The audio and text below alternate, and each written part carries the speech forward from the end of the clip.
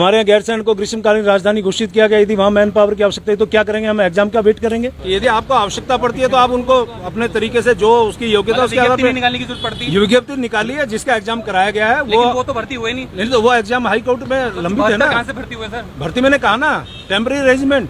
आप अपने मुंह से निकालेंगे शब्दों की भ्रष्टाचार हुआ, भ्रष्टाचार बताइए कौन सा भ्रष्टाचार हुआ? 72 लोगों में नहीं रखा गया ना, कौन सा भ्रष्टाचार है बताइए ना। मंत्रियों के पीआर बिल्कुल रखे गए, बिल्कुल रखे गए। आप बताइए ना कौन सा भ्रष्टाचार से रखे गए? ये मैंने कहा ना, नियम अनुसार आप जानकारी लीजिए। 27 दिसंबर 2021 को ज्वाइनिंग हुई। 5 महीने बाद वो तनख्वाह लेते हैं।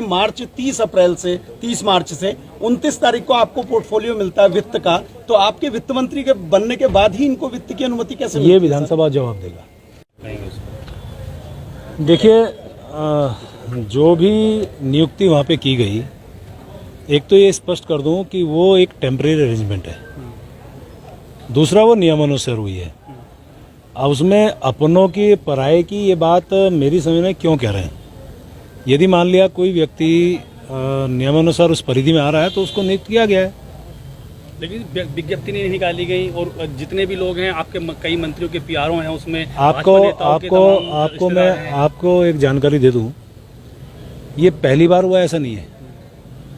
आज से पहले भी हुआ, 2002 से विधानसभा गठित है, तब से लेकर आज तक हुआ है, पहली बार। दूसरी बात यह है कि आवश्यकता अनुसार यदि जब किसी माननीय अध्यक्ष को लगता है कि उसमें मैन पावर की आवश्यकता है तो वो नियुक्त करता है। उसी आधार पर इस बार भी हुआ। और विज्ञप्ति की जहां तक बात कर रहे हैं, 21 साल के इतिहास में पहली बार उत्तराखंड की विधानसभा में एग्जाम कराया गया। लेकिन भर्ती तो नहीं हुई। अभी आप सुन तो लीजिए भाई साहब, यदि आप ही को जवाब सवाल करने से मेरे से क्यों पूछ रहे हो?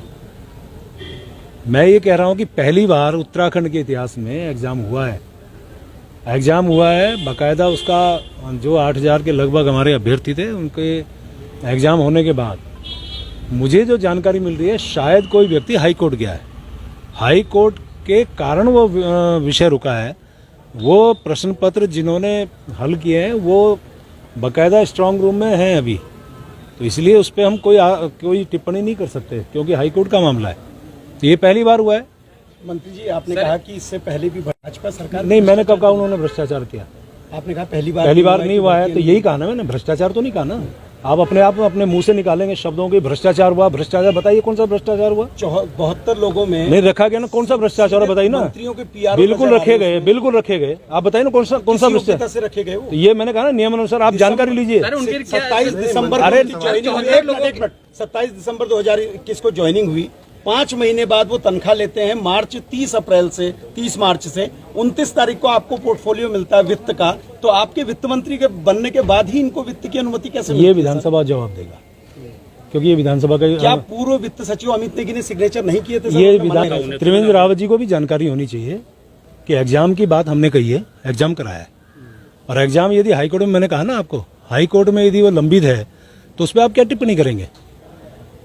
हाईकोर्ट निर्देश है, कॉपी रखिए, उसमें उसका निर्णय आ जाना चाहिए। ये 72 लोग रखने की ऐसी क्या जरूरत थी?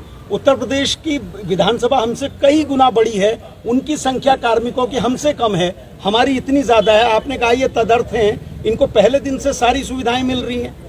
आपको फिर मैं कह रहा हूं कि आवश्यकता अनुसार जब भी आवश्यकता होती है, विधानसभा अध्यक्ष उस आधार पे उनकी मैन पावर को रखने का उसको अधिकार रखते हैं।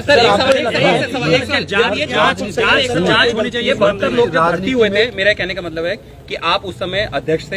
ये 72 लोगों के लिए, जैसे आपने 35 लोगों की विज्ञप्ति निकाली, उनके लिए विज्ञप्ति निकाली थी या फिर इनको कैसे भर्ती? टेम्परेरी अरेंजमेंट है, मैंने कहा ना आपको। कोई विज्ञप्ति नहीं निकाली? नहीं, इसमें विज्ञप्ति लगाने का कोई मतलब नहीं है, टेम्परेरी अरेंजमेंट है। टेम्परेरी अरेंजमेंट वालों को टाइप 2, टाइप 3, टाइप 4 के मकान भी दे दिए गए। नहीं, वो मुझे जानकारी नहीं है। तो उसकी मुझे जानकारी विधानसभा में उसकी जांच की आवश्यकता है, क्या जांच होनी चाहिए? देखिए, मैंने क्या कहा, सब नियमानुसार हुआ है, तो अभी जांच का विषय कहाँ से आता है? नियमानुसार किया है, टेम्परेरी अरेंजमेंट है, आवश्यकता जब पड़ती किया जाता है। हमारे यहाँ गैरसैंण को ग्रीष्मकालीन राजधानी घोषित किया गया। यदि वहाँ मैन पावर की आवश्यकता है तो क्या करेंगे? हम एग्जाम का वेट करेंगे, आवश्यकता पड़ेगी करेंगे ना। अधिकांश लोग वहाँ पे हैं। सर, उसमें ये भी कहा जा रहा है कि आपके पीआरओ और आपके भी कई करीबी लोगों के संबंधी। अरे भाई, मैंने ये नहीं कहा कि कोई नहीं है ना, लेकिन सब नियमानुसार हुआ है बस। मंत्री जी, सर सचिव की नियुक्ति आपको गलत नहीं लगती है? एक साल में 3 प्रमोशन मिल एक ही जाते हैं। नवंबर 2021 तक वो डिप्टी सेक्रेटरी थे शोध के, ठीक है। दिसंबर में वो एडिशनल भी हो ठीक जाते है, हैं, ज्वाइंट भी हो ठीक जाते हैं, है, सचिव भी हो जाते ठीक हैं। है। शिथिलता अधिकार है अध्यक्ष विधानसभा को, शिथिलता का अधिकार के नाते उनको दिया है। फाइनेंस कंट्रोलर क्यों नहीं रखा सर जब शासन ने भेजा था? वो विधानसभा से पूछिए। मंत्री जी राजनीति में सुनिए तो हाँ।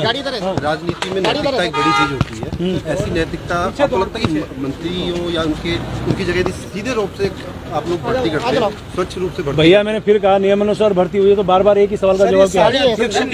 समर्थन करेंगे आप? ये कांग्रेस के जमाने की भर्तियां भी खोल दी जाए सब और ये नियमानुसार भर्ती हुई है और निश्चित रूप से